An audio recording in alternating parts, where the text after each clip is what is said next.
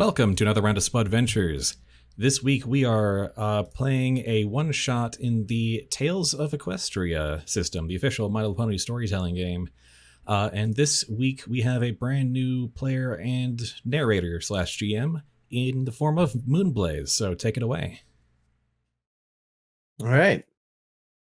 We're gonna, as was introduced, be playing in Tales of Equestria.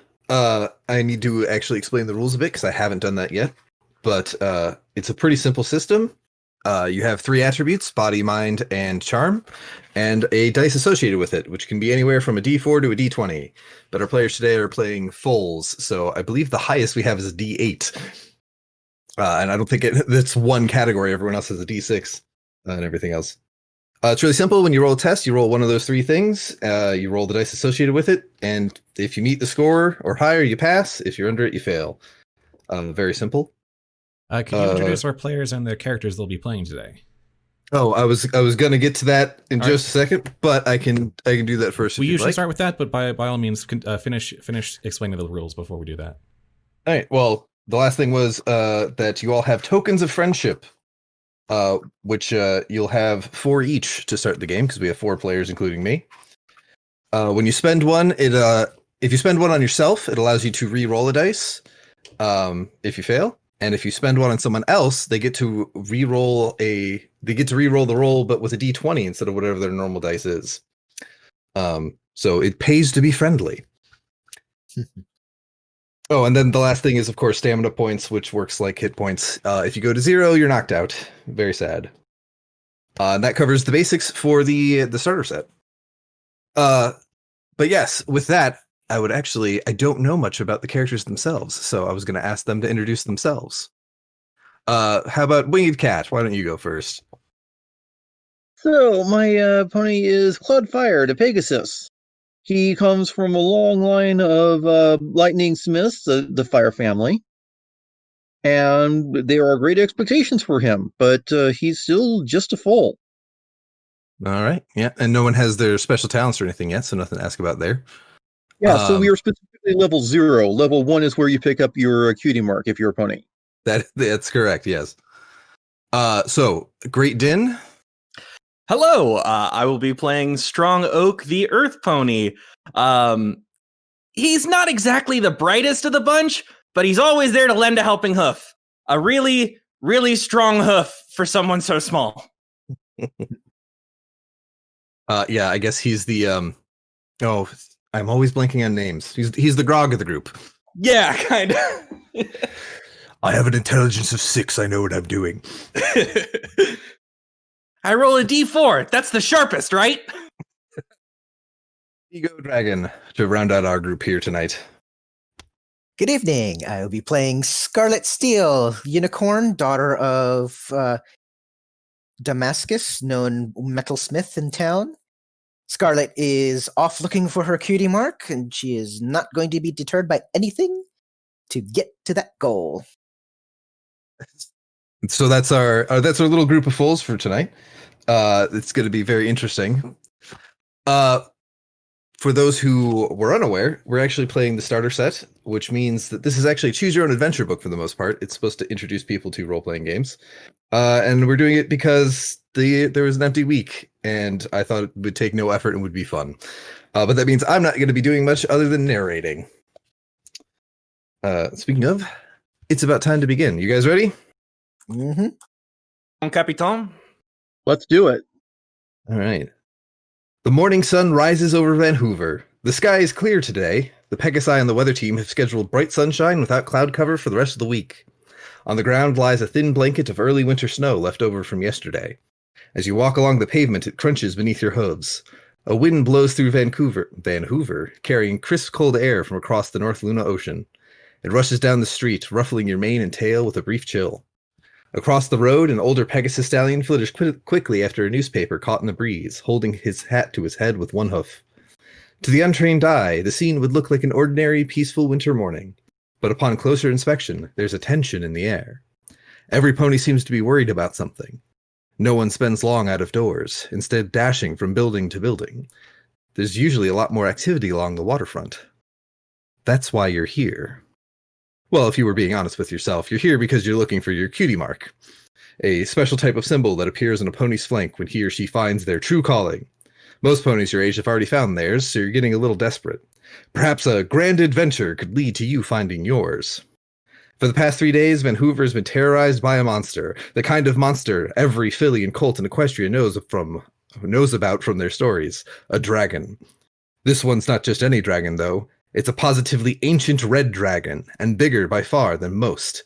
Unfortunately for the denizens of Vanhoover, red dragons are known for their short tempers and terrible raging tantrums that can last for days, months, even years.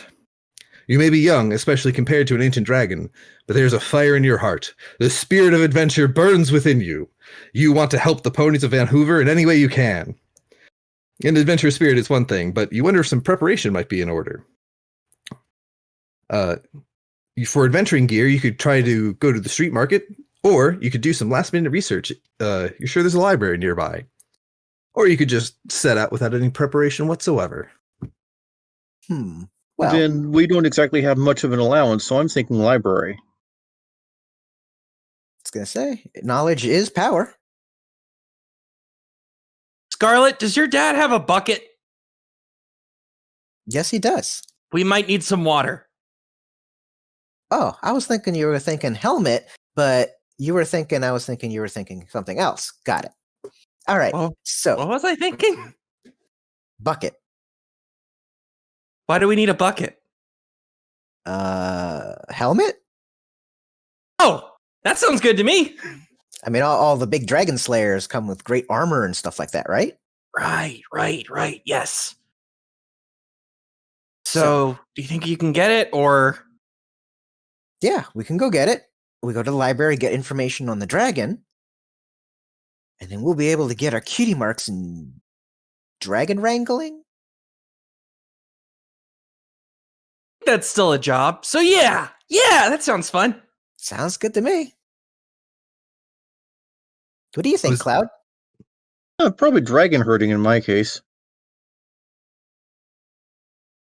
Right. Let's do some research. Let's eat a few books.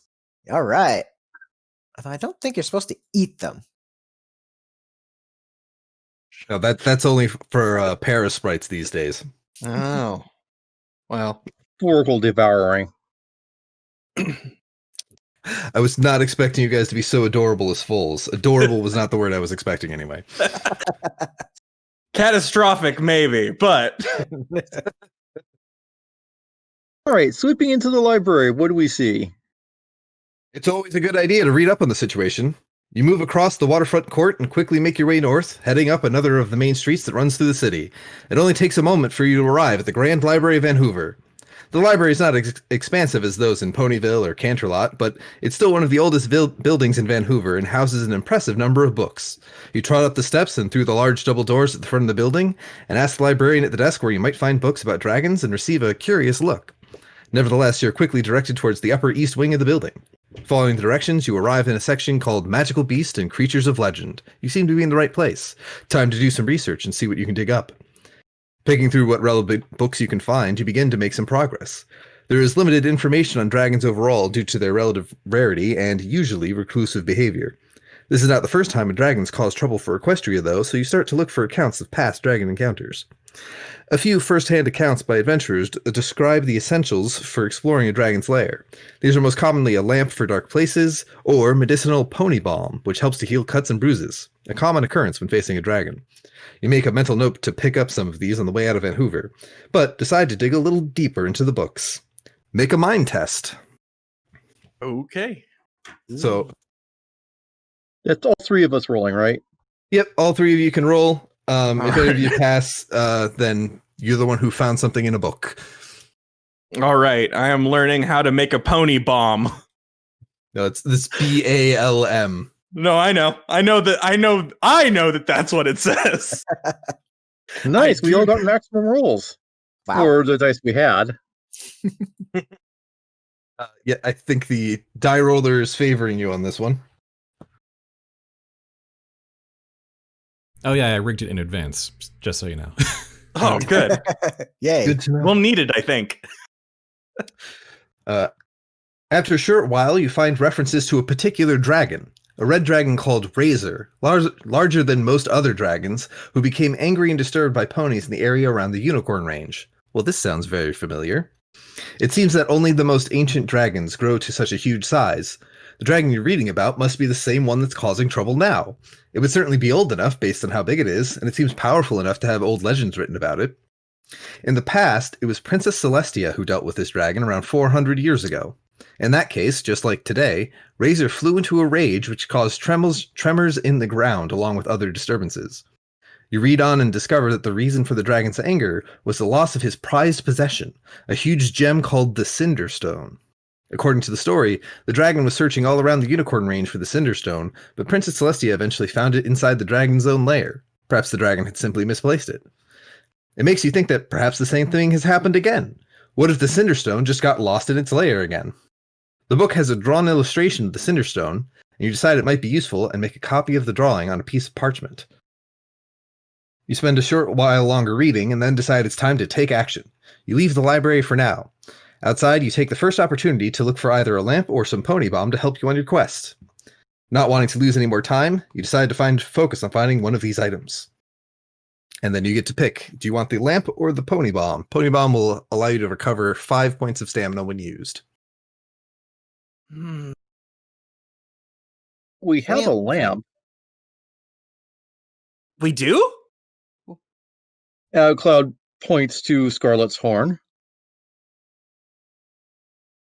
I'm not sure if I know that spell yet.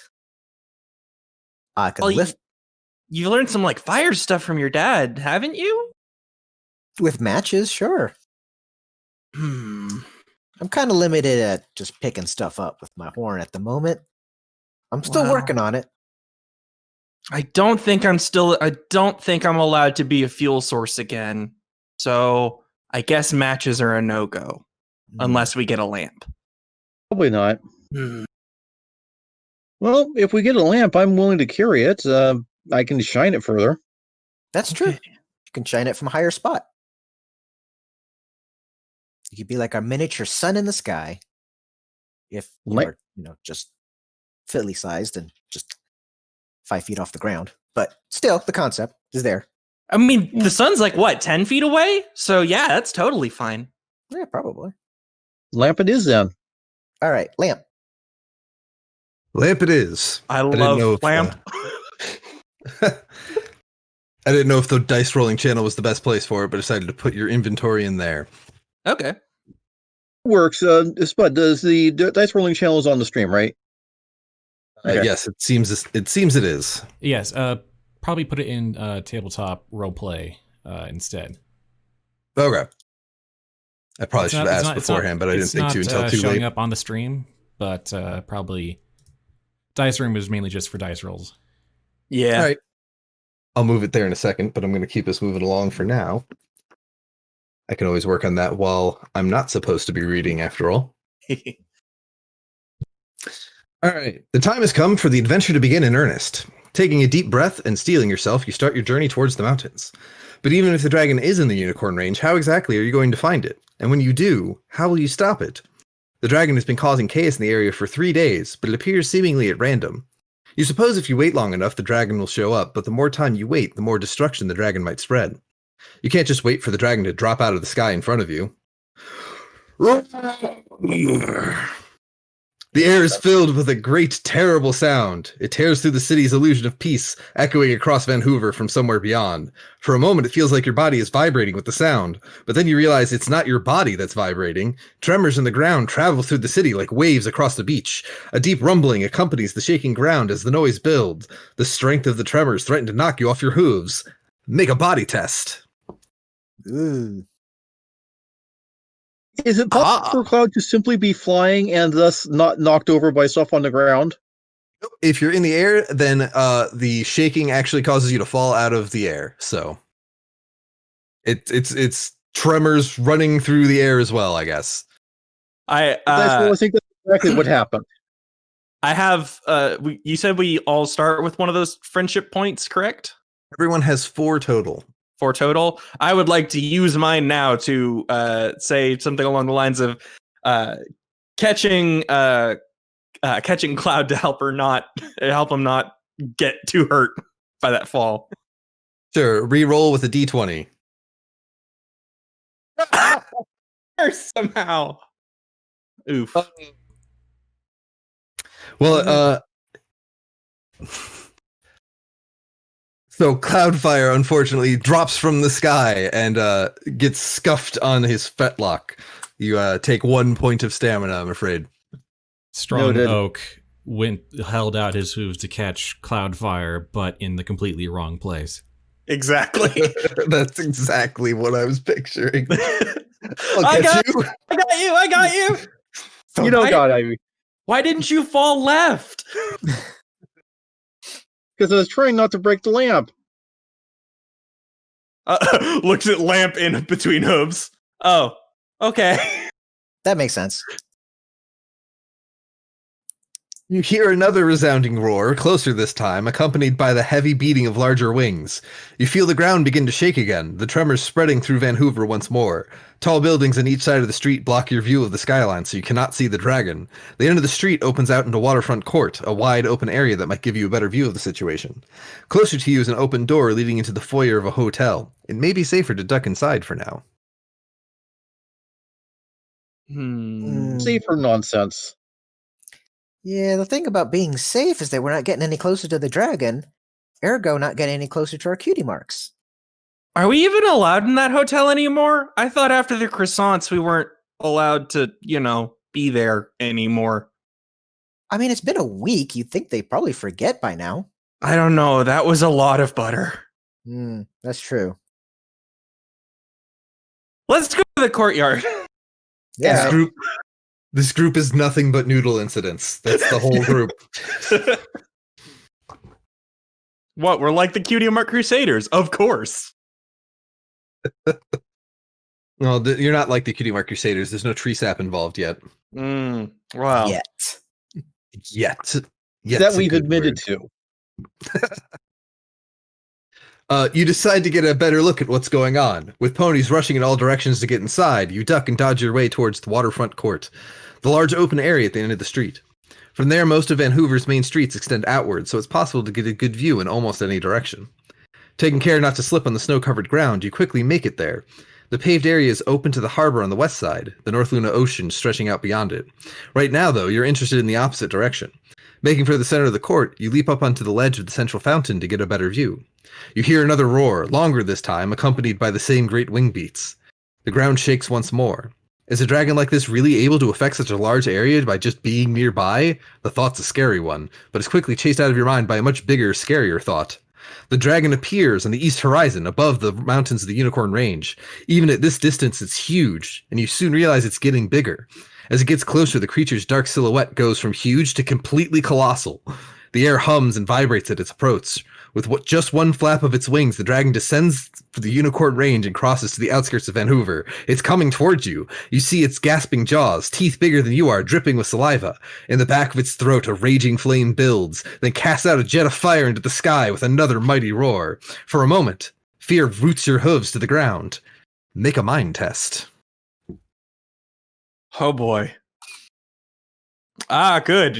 Imagination is our strong suit. Yes. We're all imagining the many ways this thing could kill us. Right, so Cloud's going to give back one token each so that Din and Digo can re-roll those. 3 is enough to pass, hopefully? No, 3 does not pass. Oh, well, I will give one back to Cloud so that Cloud could try to do better. Aw, you're all taking comfort in having your friends at your side. We can do this together. Well, y'all can do this together. The 20s do not like you. Well, the 20s are doing fine. It's just to be fair, I rolled on that D20 the max I could roll normally.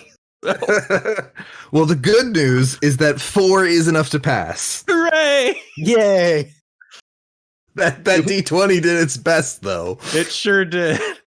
If we can't be brave for ourselves, we can be brave for our friends. Yep. Gotta remember, dragons see based on movement, so just think like a tree. The dragon wheels overhead, circling around the city once, twice, and then climbing high into the sky back in the direction of the unicorn range. The roars become more distant, and the rumbling of the ground becomes weaker. You think the dragon has passed for now. Just as a relative calm returns to Waterfront Court, there comes the sound of more commotion from the same street you first came down. The sounds of ponies moving at a gallop can be heard, and they seem to be yelling at each other with a sense of urgency. "Quick, we have to follow it," you overhear one of them saying. As the noisy group enters the court, you get a clear look at them. It's a group of 6 ponies, 2 pegasi, 2 earth ponies, a unicorn, and in the lead is a purple alicorn, a princess.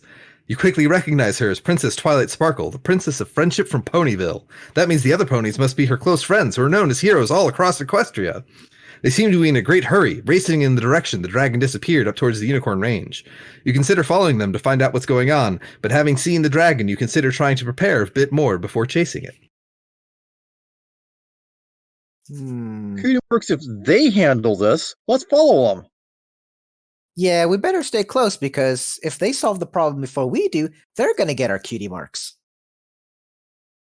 That logic I'm not is sure that's quite how it works. Strong Oak is going to 100% think that that's how it works, and he has already bolted after them. Wait for us.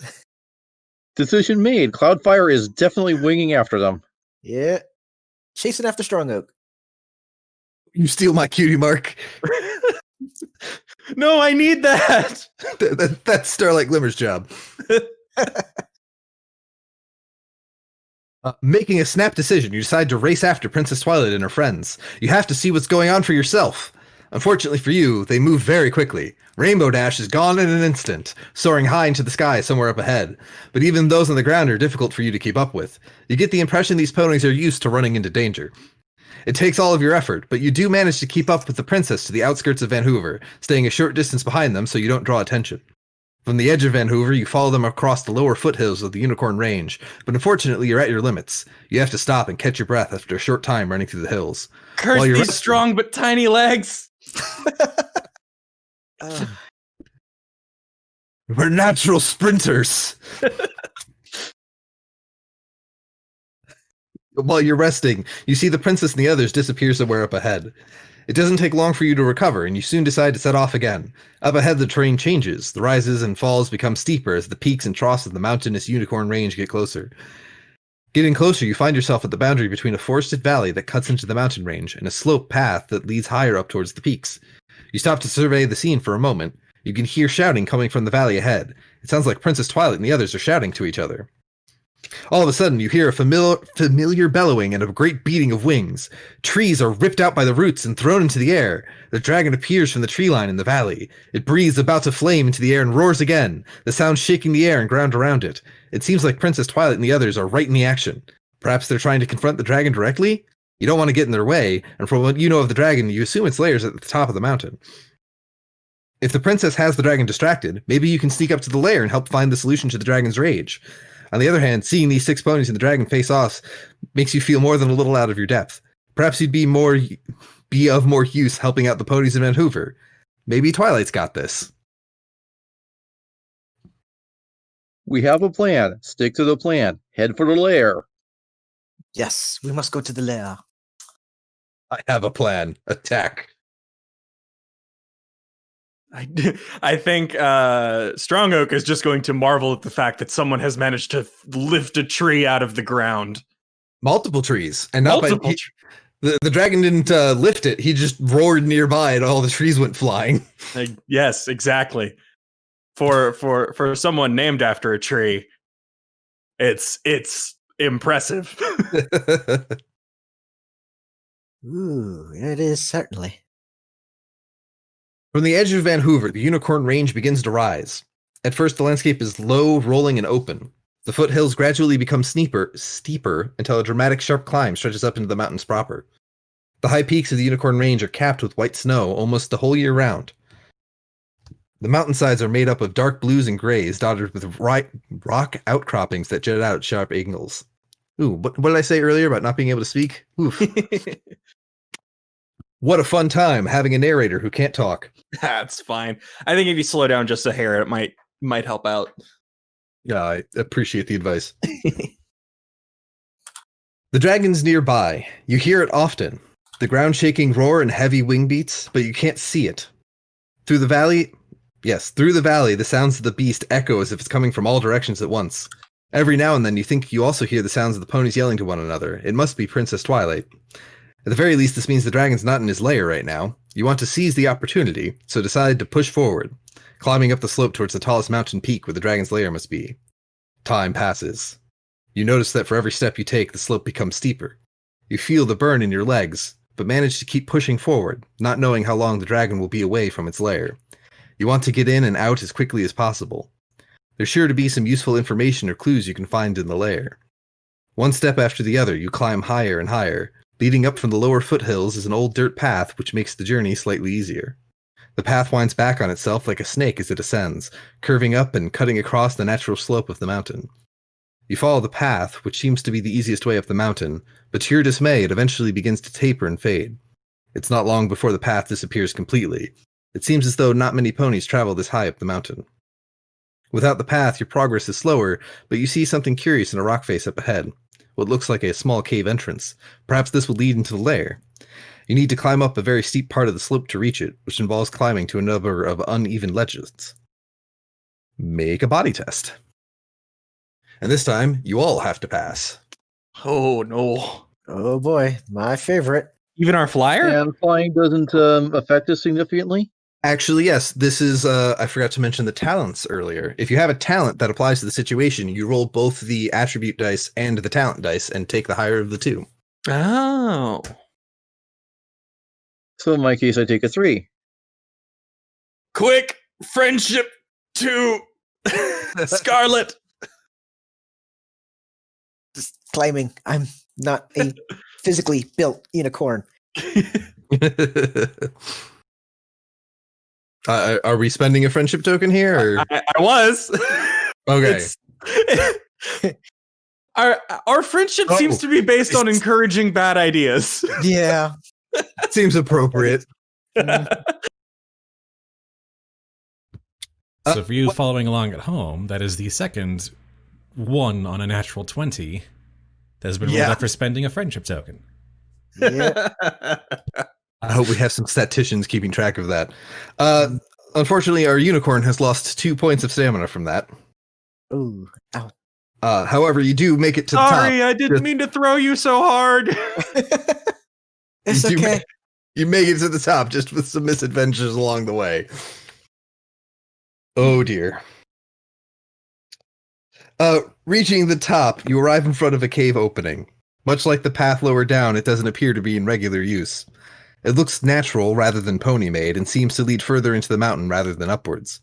You decided to take the chance that it will lead closer to the dragon's lair and cross the threshold. The dark interior makes it difficult to see, but pushing onwards, you eventually catch a glimpse of light at the end of the tunnel. I gotta flip to another section.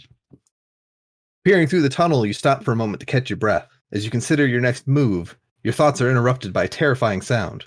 The beating of colossal wings and the roar of an angry dragon. It's very close by. It must have returned to the lair while you were climbing. You freeze momentarily, listening and waiting to try and tell where it is. And I do have to roll. I forgot. Oh. I have to figure out where the dragon is when you guys move around.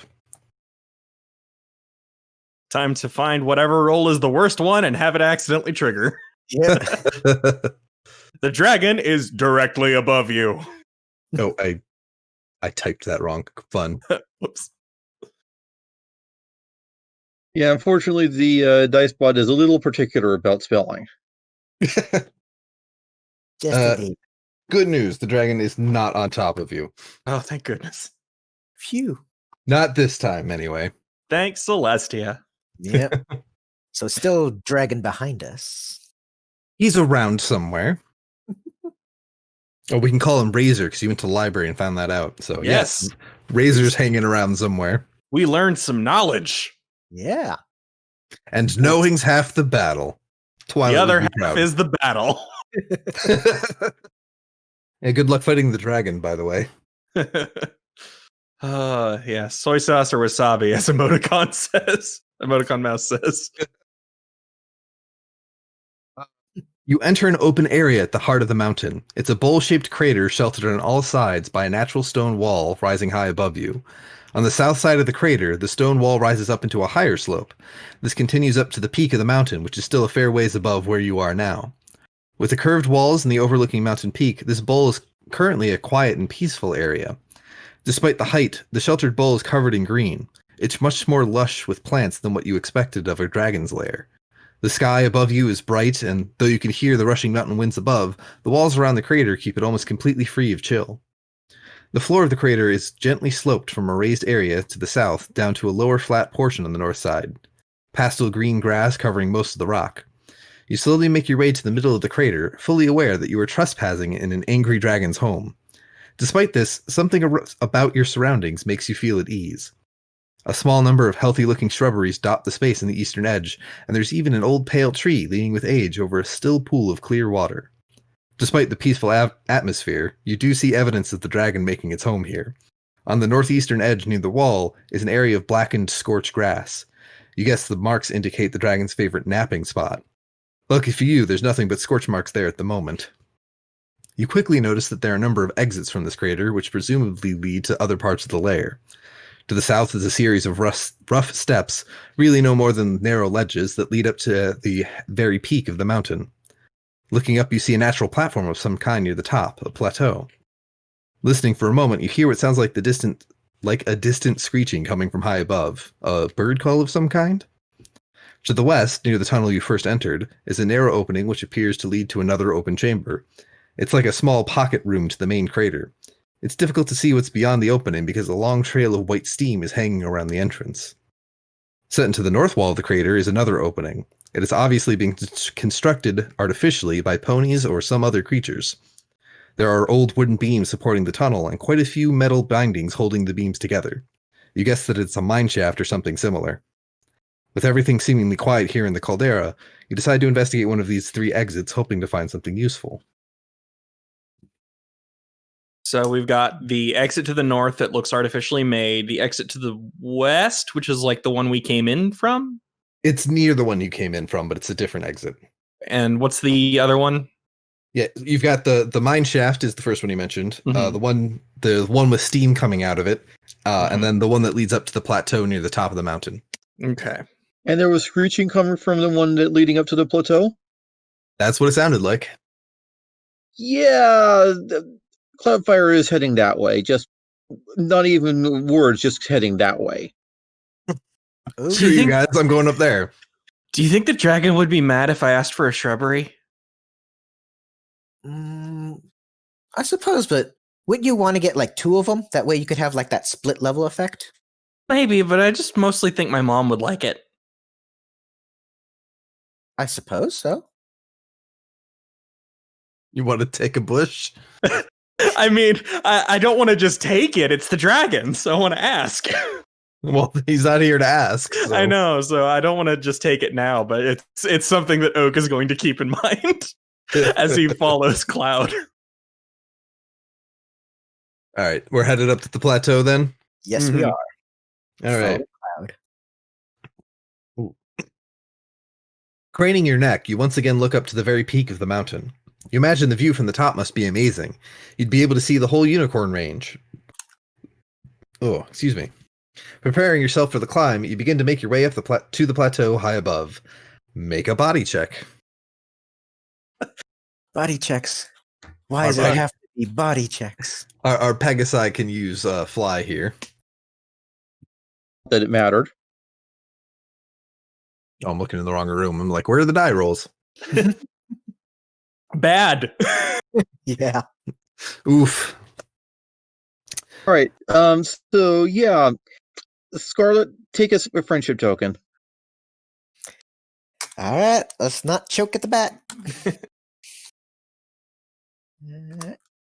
Think. Let's choke at the bat. Anyway.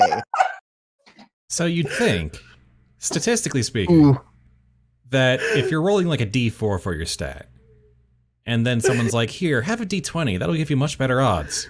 You wouldn't just, like, roll 2 on both of them, right? We've literally, for all of the D20s we've rolled, only 2 have been above the, like, rolls we could actually make.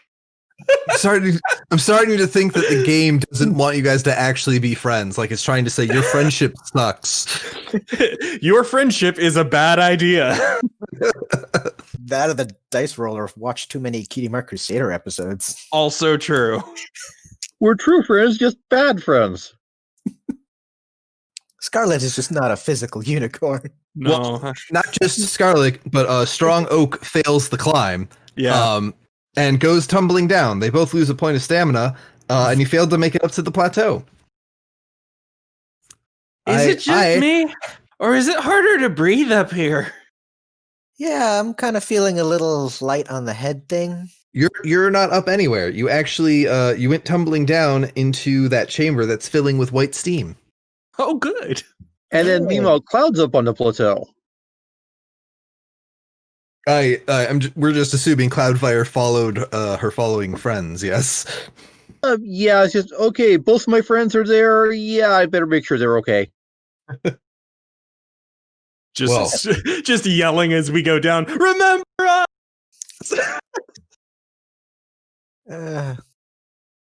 Gravity, Yeah, you are a a choose your own heart. adventure does not allow splitting the party. No, unfortunately, it's just how choose your own adventure works. Very sad. It's a multiplayer choose your own adventure, but you do all have to be in the same location. Yes, as Ed Expendable says, or at least point and laugh, as a true friend does. Yes. Well, taking careful steps one at a time, you make your way through the steam. Though you still can't see very much, you have a vague idea of your position, remembering where the walls of the area are. Interesting to find out what's on the far wall, you press forward. You feel the ground fall out from under you for a moment as if you were falling again, but with a splash, your hoof makes contact with water. Not only that, it's lovely warm water. You realize this must be a natural hot spring. Putting this together with the shape of the crater that you came from, you are confident this mountain used to be an active volcano a long time ago, and that somewhere deep below there is still heat boiling up from beneath the surface. The hot spring looks very inviting. After a long trek up the mountain, you could really do with a bit of soothing relaxation, and the spring looks perfect for that. Just as you were about to dip yourself in, you notice something moving in the middle of the pool. You thought it was just a rock, but that rock is now rising out of the pool, making a deep, menacing grumble. With a flash, the rock rears its head out of the water to let out an angry cry. It's a crocodile. You've heard they live around pools of water in remote locations. This one seems to be enjoying the hot spring. The problem is that crocodiles famously hate being disturbed. It begins to approach you, the long stony snout piercing through the blanket of steam menacingly. These things are feared for their incredible strength. Perhaps it would be wise to beat a hasty retreat. If there's one thing I've learned, it's we should adopt its child. References. References indeed. I mean, I don't know what you're referencing unless it's Petey the Phoenix. No, in Fallout as Dragons, one of the first events that happened was the party encountered a series of crocodiles, killed them all, and took their child. Oh no! Craggy became the team pet. Yeah, I'm your daddy now. So yeah, did you want to run away, or did you want to try and fight this thing? You know, I don't really feel like taking a bath that desperately right now. I think we could come back later when, the crocodile's done with it. All right, so that leaves the mine shaft, the one place that's definitely not dangerous for children. This is hilarious because you chose the plateau, you failed and fell into the steam vent, and then decided to run away from the crocodile, and now the book is sending you to the mine shaft. So Yep. you kind of got forced in a direction there. There's did no all option to three. There's no option to speak with the crocodile, right? Speaking with the crocodile was not an option. None of us are quite a Fluttershy. Nope. I don't think we could. Oh, right. This is an area where I roll to see if the dragon's here. If I can type properly. On the plus side, a mine shaft is usually there because they have gems and stuff. So maybe the dragon kept all his gems with whatever's still in the mine. So maybe we could find that missing gem in here. But isn't it all his anyway? But he True. lost It can't be mine. It's his. Okay, so we'll check So- his shaft and Yeah, we're exploring his shaft. All right. Well, good news. There's no dragon waiting for you here in the mine shaft. Oh, good. yay. I love that these descriptions did not account for you having been to the other places. It just act as if you chose to come here. To be fair. I kind of did. We chose to be here instead of fighting the. Crocodile. Yeah. Well, as opposed to as you flee the crocodile, this paragraph starts with you take an interest in the seemingly artificial tunnel that looks like a mine shaft. Well, to be fair, we did take an interest in it. It seems safe from the crocodile. Yeah, it lacks sharp, pointy teeth. Well, what use could a dragon have for something like this? Yeah. Standing on the threshold, you can faintly hear a metallic clanging sound as if tools are being used and smashed against rocks. Could the mine actually be in use? You step lightly into the mine shaft, being careful not to make too much noise until you know exactly what's going on inside. The sides of the mine look as though they have been chipped and dug into, scoured for something presumably valuable. The shaft opens up a bit further in, with multiple smaller offshoot tunnels. The main tunnel is quite large, supported by high beams and metal fixings. For now, you decide to approach where the sounds of clanging are coming from, and to see what's making them. As you approach the clanging, you hear some more sounds. Voice chatter and snap at each other somewhere up ahead. Staying very quiet, you peek around the next corner and see about a dozen creatures that seem to be working the mine. They're diamond dogs, known for their love of treasure and gems.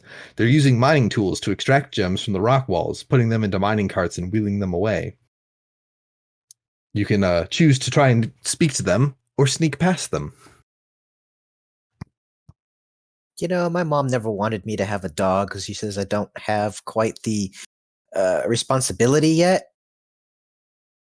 Yeah, they do seem really busy. I wouldn't want to interrupt them. Yeah. And as they're discussing this, Cloud is walking up to interrupt them. God damn it. I already started flipping to the section where you sneak past them. No dropping the 7 diamond dogs. Oh, God. To be fair, like as soon as we entered the mine shaft, my brain was going, "Don't start singing hi ho! Don't start singing hi ho!" So I guess we're talking with them then. I Oh, Cloud is suppose. trying Guess to. so. This decision made on behalf of everyone else. Oh yeah. Hello there, Stout Oak says as he comes into view of the diamond dogs. They and his companions jump at his unexpected appearance, a couple letting out surprised yelps. A few look at each other with confused expressions. One of them, a smaller individual, approaches and speaks. You are a bold one, little pony. What are you doing here? We're trying to find out why the Red Dragon's so angry, says Stout Oak. And I heard the sounds of you Wait, working what? down here. And I've got to pick someone to be it. It just says you, so Oh, you're the one who walked up to talk to him. No, Cloudfire was the one who wanted to talk to them. Yeah. What? Oh, damn. Yeah, just swap with Sorry. Cloudfire for a strong oath here. Yeah. We'll put Oak up front. We can fix it in post. Just hold on. Just make sure there's a nice long pause in between who you name, so we can just insert whoever. Yeah. In the biz, we call that a donut. At the very end, I'll just say everyone's name very neutrally, and we'll use that. Cloudfire. Trying to find out why the Red Dragon's so angry. Ah, well, if you're investigating the dragon, you've come to the right place. But I wouldn't let old Razor catch you in his lair. That'll only make him angrier. The truth is, his prized possession, the Cinderstone, went missing a few days ago. He's been raging ever since. You remember your illustration and pull it out. The diamond dogs you're excited. The diamond dogs confirmed the gem in the illustration is indeed the prized possession of Razor. They explain to you that they have a mutually beneficial understanding with the dragon. They work for him digging gems out of the mine to add to his hoard, and in return they get a place to live in his lair. The diamond dogs generally like being underground, and especially in places with lots of gems, so it works out well for them. They don't have a problem with you exploring. The dragon being angry isn't good for them either, since they live so close. If you can figure out where the Cinderstone is, they're happy to help you get on with it. The small diamond dog you spoke to first tells you he's seen some strange little creatures in the Horde chamber recently. They don't look like they could have stolen the Cinderstone themselves, but he's never seen anything like them before. The exit at the end of the tunnel, or the end of the central mine shaft, leads through to the Horde chamber that the diamond dog mentioned. You ask them if they have anything that would help you. Make a charm check. Oh, also, because you have a lamp, you could choose to trade that for whatever they have instead of making the charm check. We are so damn charming. Or you could ace Yeah. the charm check. We are bucking adorable. This is why we get away with so much. They give you a map of a complex tunnel network deeper in the cave. And this is my favorite part of the adventure that I can't share with you online. Because in the box, there is a compartment that is hiding an extra map that guides you through a certain area that would get very tedious without it. But look at that. They reward you for talking. Lovely ponies. Oh, Good. Good. Yeah, if you'd snuck past them, you probably would have just gotten lost in the tunnels. Probably. yep. Good job, It's a Cloud. good. Yes, good job, Cloud. It's a good thing that we, clearly have had no experience with what the Diamond Dogs have done in Ponyville. Because we're in Vanhoover, somewhere totally different. Mm-hmm. Indeed. All right, Right. so on we go to the chamber. Well, actually, using the map, you are automatically deposited outside of a place called the Hall of Glass, which the game doesn't actually tell you directly, but I know that that's what happens, so I'm shortening this for you. No worries. Mm-hmm. No, the dragon didn't move that time. He's in the same spot. All right. Good. So you followed the twisting tunnels and came to a place with strange glassy crystals around the tunnel entrance that catches your eye. Steam from the hot spring is building up again and starts to pour into the tunnel entrance, though it's not so much as to obscure your vision. The glassy crystals reflect light in a strange way, giving them an ever-changing color, but most often they're dark. They become even darker as you descend into the tunnel. You move carefully as there is little light reaching into the tunnel, following the winding path for a short while until you see an orange glow coming from up ahead. You begin to feel hot, as if you're walking into an oven. The tunnel opens up into a wide-open chamber. The walls are completely covered in the same glass crystals that you saw above, but here the walls, ceiling, and floor is solid black glass, obsidian. It gives the room an eerie but beautiful quality. You notice the orange glow is coming from a pit at the far end of the chamber. As you approach, the heat becomes almost unbearable, and you hear a bubbling sound from below. Sure enough, when you look into the pit, there's a pool of molten rock. The magma seems to be bubbling up from somewhere below. It must be an old volcano after all. You pull back to get away from the heat. Across the pit runs a narrow obsidian bridge. You see a column at the end of the bridge standing in the center of the pit, and it looks like some kind of altar or pedestal is atop it.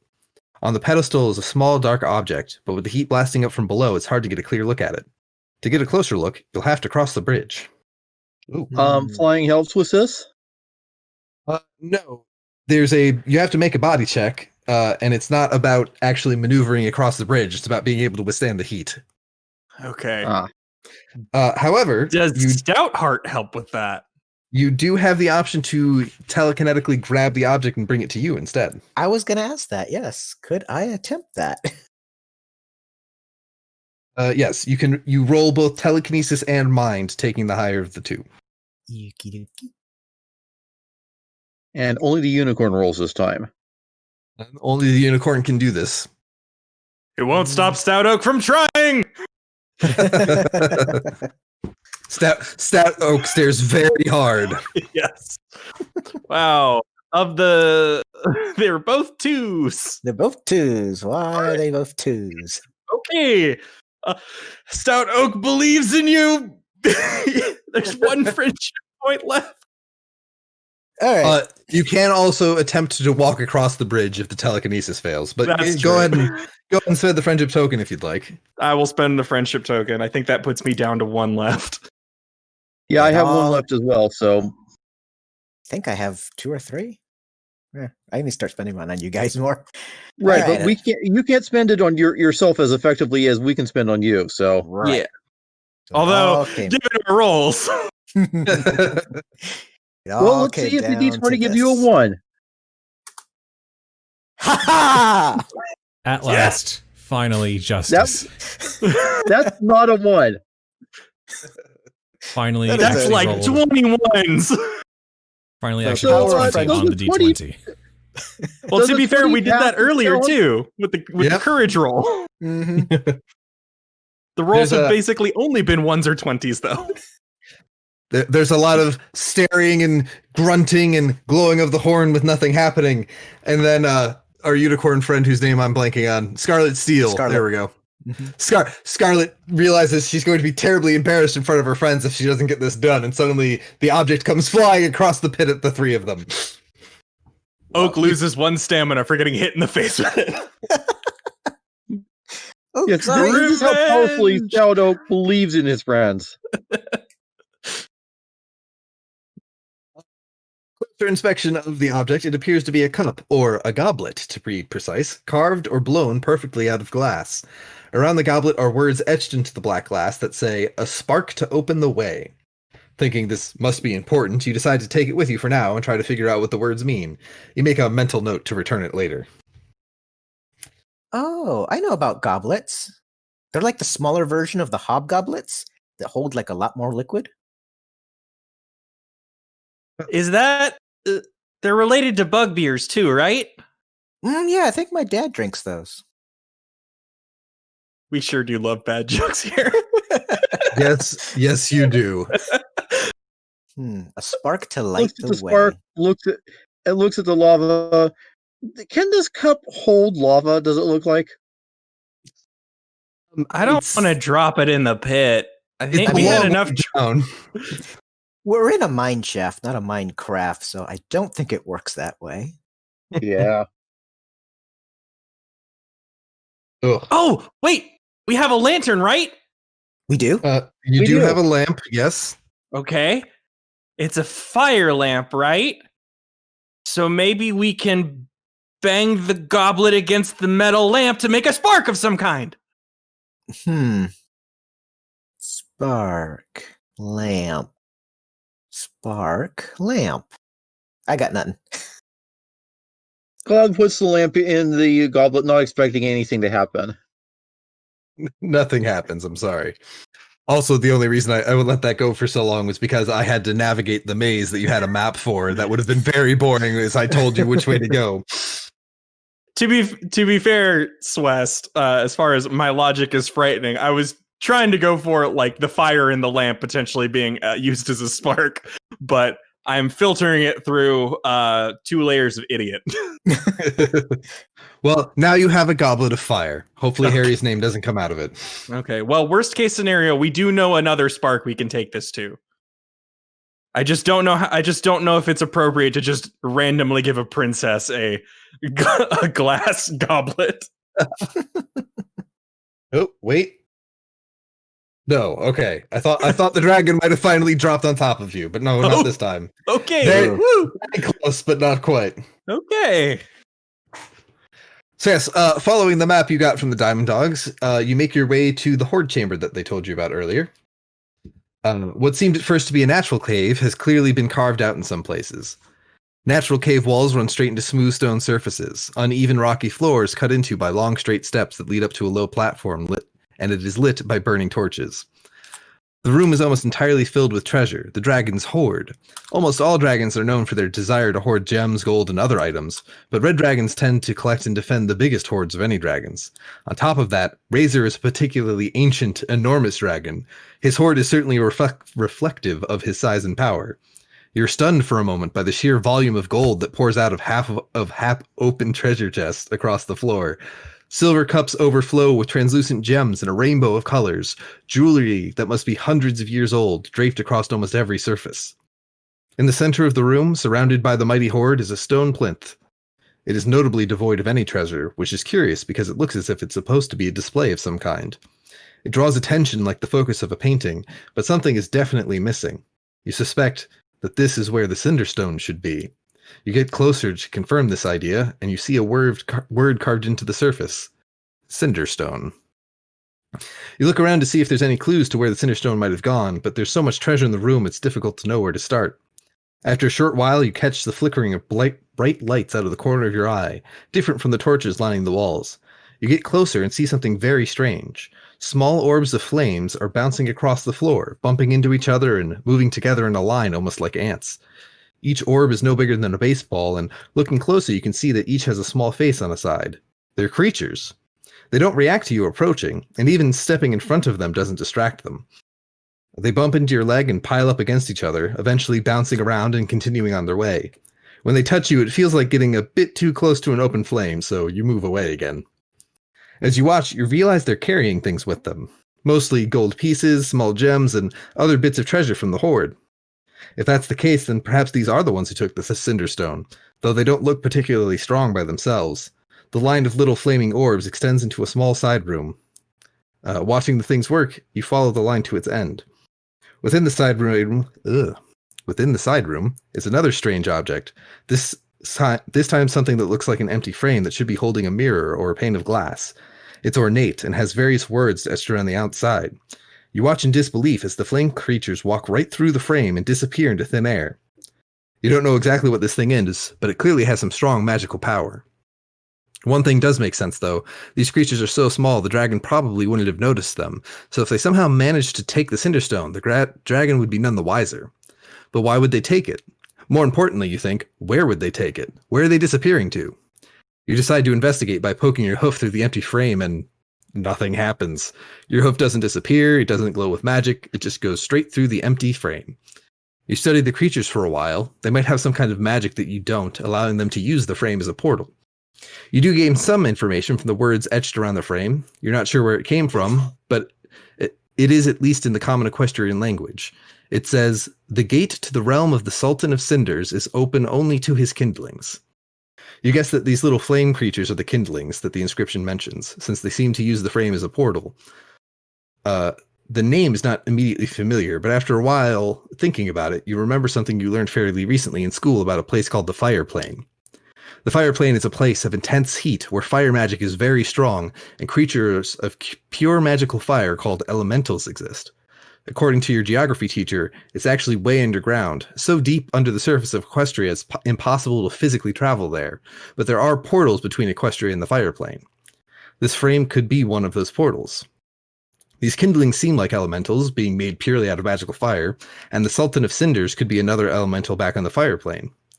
You remember hearing that the portals to the Fire Plane can only be opened in very hot places like volcanoes. Seeing as these kindlings can clearly use the portal, you think it might be a good idea to convince one of them to help you.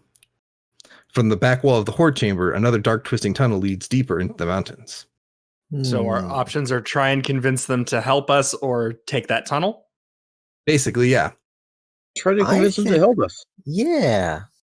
There's got to be some way that we can get through that frame. Well, they like shiny things, and we do have a shiny thing now? We do. We have a shining thing. Cloud burnishes the lamp. Well, go ahead and make a charm check. Almost did this in the wrong chat. We are so damn charming! Yeah. What is happening with you guys? You can't roll to save your life unless it's a charm check. We are all right. Who was the one who tried using the lamp? Cloud? Cloud, yeah, because Cloud's got the lamp. Yep. All right. Cloud waves the lamp, and it seems to draw the attention of one of the kindling, who happily jumps up in amongst your mane. And as weird as it is, you now have a living creature in your inventory. Yay. Yeah. It always starts with one. That thing is adorable. Mm-hmm. See if I can. The words etched around the obsidian goblet suddenly spring to your mind. A spark to open the way. The goblet was certainly linked with the volcano in some way, so maybe it could be used to open a portal to the Fire Plane. You tentatively take out the goblet and hold it near the portal frame. It starts glowing softly with an orange light, particularly when you put it in the middle of the frame, but nothing else happens and you still can't pass through the portal yourself. That's not a decision. That's just whether or not you have the illustration, which you do. Okay. Ugh. Can you tell we're coming up on the end because I'm just reading? Nah, it's fine. Yeah. With the kindling and the obsidian goblet ready, you stand in front of the frame and prepare to try and open a portal. Just then a thought occurs to you. If the Cinderstone really is behind the portal in the fire plane, perhaps the Cinderstone illustration you made back in Vanhoover will help you locate it, and maybe even open a portal to where it is. You direct the kindling into the goblet, and it seems happy enough to oblige. It sits inside comfortably, crackling and letting out the occasional ember. You take the drawing of the Cinderstone, roll it up, and give it to the kindling inside the goblet. The parchment that the drawing is on starts to burn away as the kindling body touches it. Quickly, you thrust the goblet, kindling, and burning parchment into the middle of the frame. A spark of magic is immediately launched from the goblet to the side of the frame. Waves of flickering flame start to emerge from it as the goblin is suspended in the center. The kindling seems to grow even brighter than usual. There's a loud cracking from within the frame, and a mirror-like surface begins to appear inside. It still shifts and flickers as if made of constantly moving flames, but you start to see things in the fire, another place somewhere far away, the fire plane. You slowly move a hoof towards the portal, but it rapidly gets far too hot for you. You cannot pass through it even now. The image in the flames becomes clearer, a giant shining gemstone, expertly cut, with a burning scarlet color like cinnabar. The Cinderstone. It's right on the other side, but how could you reach it? The image slowly broadens. You can see the Cinderstone, but it's not isolated. As you see more and more, you realize the gem is mounted on a large golden band, a crown of some kind. Based on how big the Cinderstone is, the crown must be also large. Wow, I stumbled over that, huh? Nah, no worries. Also, it must be also large. Words are hard. Mhm. You begin to see even more. The crown is sitting on the head of a creature. You cannot see all of it, so you're not sure of its size, but it's clearly made of magical flame like the kindlings, but it's much more frightening. A jagged face of dark line is set into raging fire. This is certainly an elemental. It must be the Sultan of Cinders that the words in the portal frame mention. The Sultan is the one who took the Cinderstone, it seems, for its crown. Before you can think of what to do, the Sultan speaks. "Who calls upon me in my realm?" The voice echoes inside your head. For a moment, you're stunned into silence, but you can still see the Cinderstone. If you get that back, the dragon will stop causing chaos. Gathering all your courage, you reply, "I'm a pony from Equestria. You're the Sultan of Cinders, aren't you?" You try and sound more confident than you feel. "Oh, you know my name," the Sultan responds. He seems to be a proud being, so the fact that you knew his name is probably a good thing. I am impressed that you would go so far as to light the portal open. Why have you done this?" You consider how best to answer. If the Sultan is wearing the Cinderstone on his crown, then he clearly intends to keep it. But how else can you get it back? There's no other way around it. This portal leads from your realm to the lair of a huge red dragon in Equestria. The gem that's on your crown belongs to that dragon. If it's not returned, the dragon's anger will cause chaos in Equestria, so I need you to give it back. The Sultan's face flickers as if the flames in the portals have grown stronger. He does not respond for a while, but eventually the mouth curls into a smile. "Very well," says the Sultan. "Well, you weren't expecting that. On one condition, I will return the gem to you. It will be exchanged for the chalice of black glass you used to open this portal." The Sultan continues to grin. He must mean the obsidian gauntlet, but why would he want it? Is there a more sinister purpose behind it? Could this mean more trouble for Equestria in the future? Or maybe he just needs something to hold his drink. Or maybe he just needs something to hold his drink. So to be clear, you can choose to accept, refuse, or ask for more information. Are you just gonna use it to drink, or do you want to like open up portals all over Equestria and have your little kindling guys come out and set everything on fire? Well, I'm asking for more information. Yeah. What I was about to say was, unfortunately, I don't have dialogue to answer your specific question. I know. That's just how I am going to go about asking for more information. I know that there's some limits here.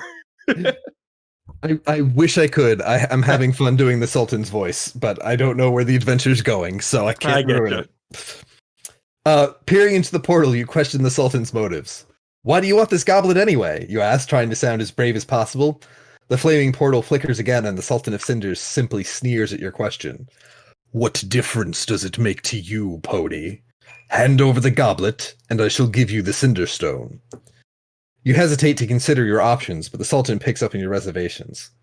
The goblet can be used to open portals to and from my realm.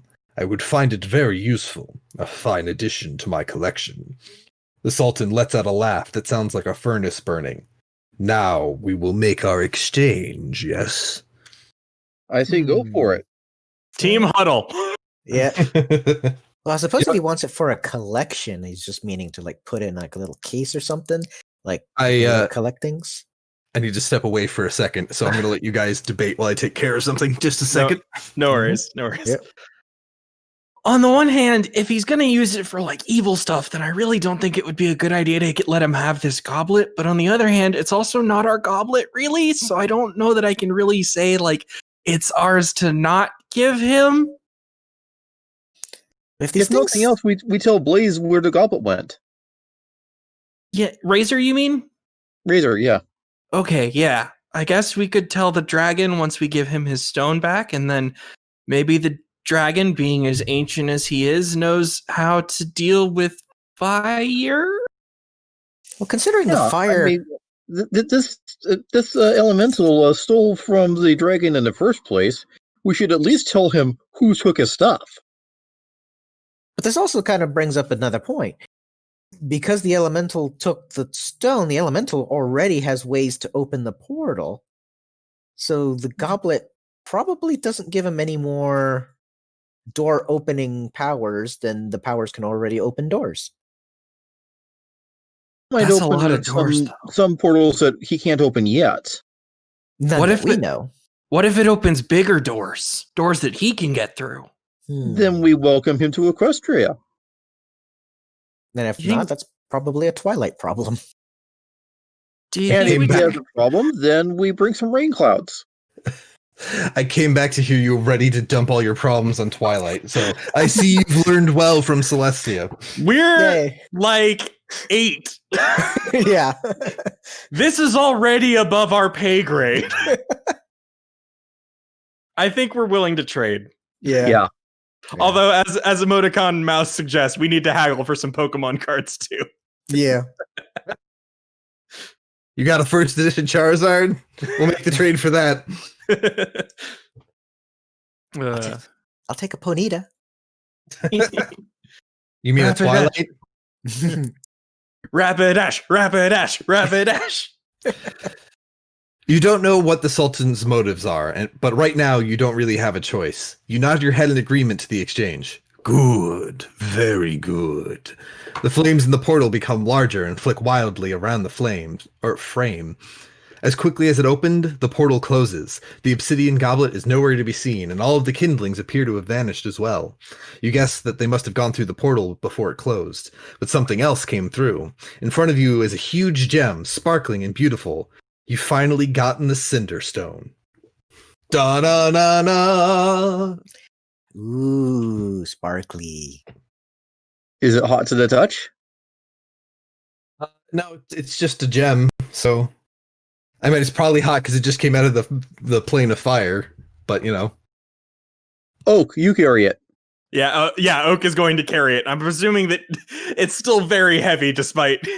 It is very large, but before that you have to worry about that, now that you've got the Cinderstone, all you need to do is return it to the dragon. That shouldn't be too hard. Just as you have that thought, you turn around and see it. In the main chamber, standing on top of its currently diminished horde, is a very big, very angry red dragon. The dragon's mighty bellow almost bowls you over just from the pressure. You quickly realize how the situation must look. You're standing in the middle of the dragon's horde with his most prized possession, looking as if you're about to leave. It's not what it looks like! The feeble excuse doesn't seem to have any effect.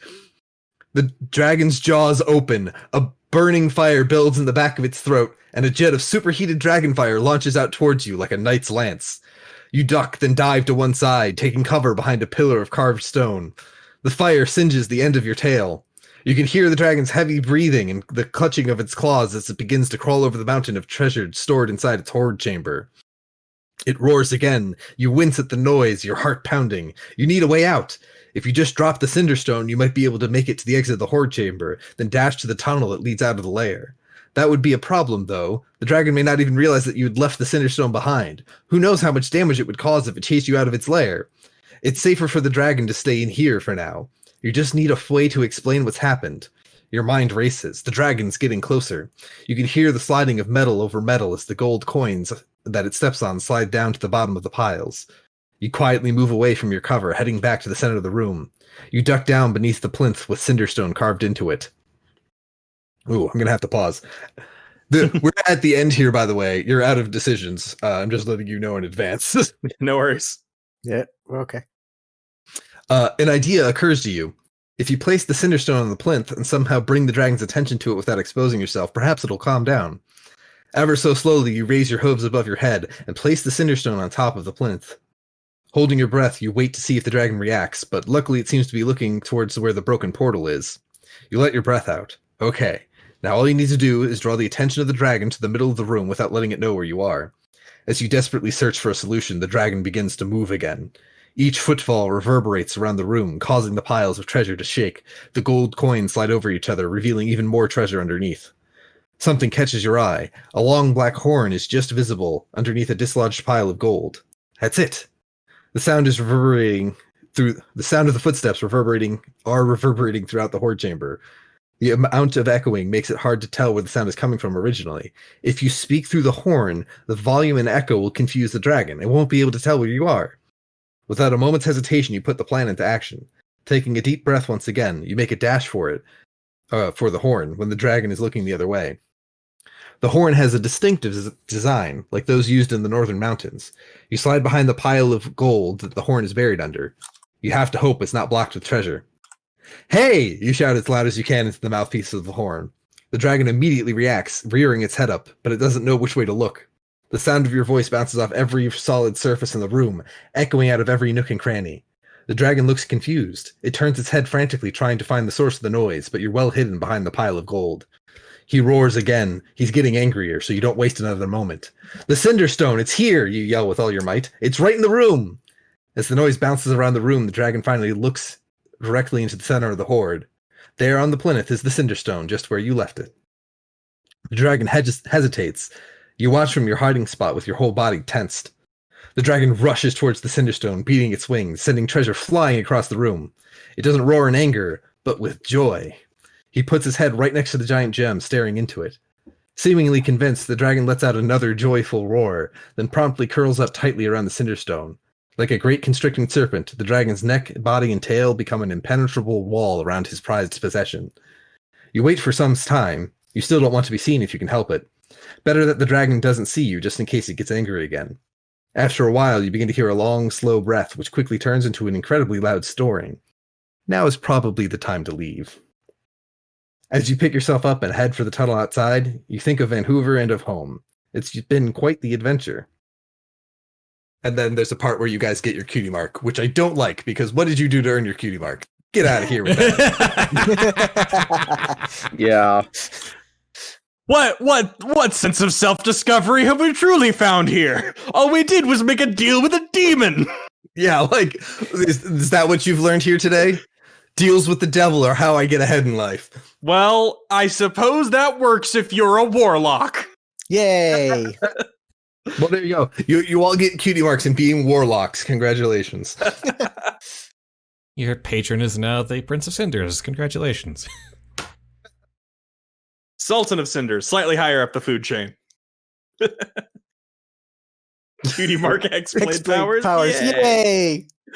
I prefer the cutie mark for dooming Equestria to a fiery demise. Mm. And Cloudfire's parents are not surprised in the least.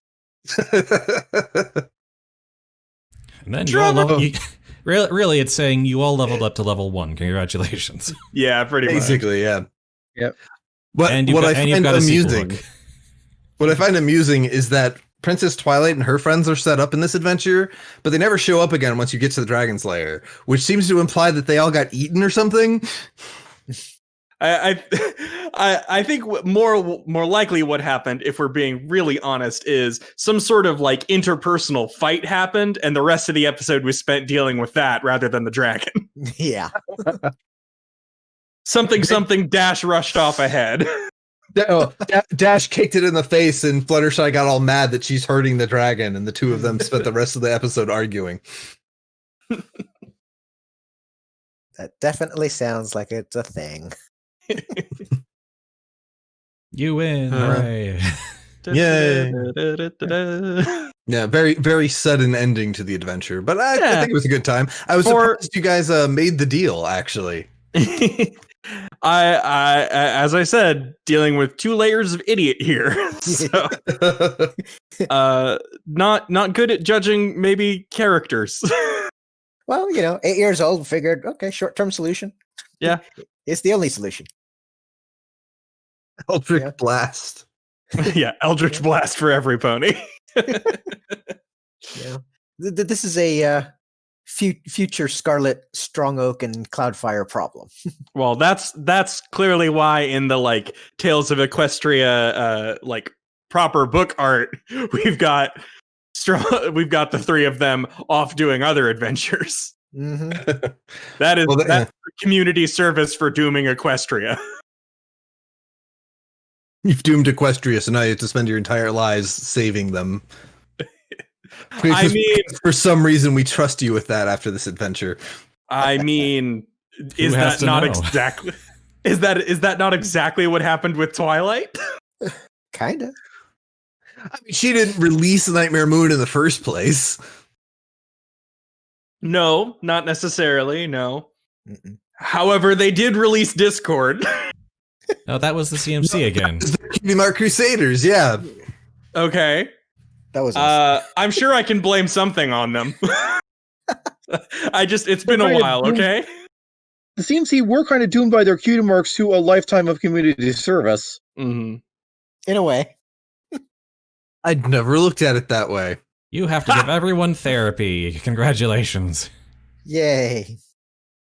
Cutie mark psychologists. Well, that was Foal's Gold, or A Dragon's Bounty, from the Tales of Equestria starter set. Thank you for watching and or listening. Very much appreciated. And thank you, Moonblaze, for stepping up and showing this off to everybody. It was a short little adventure that didn't take any effort from me.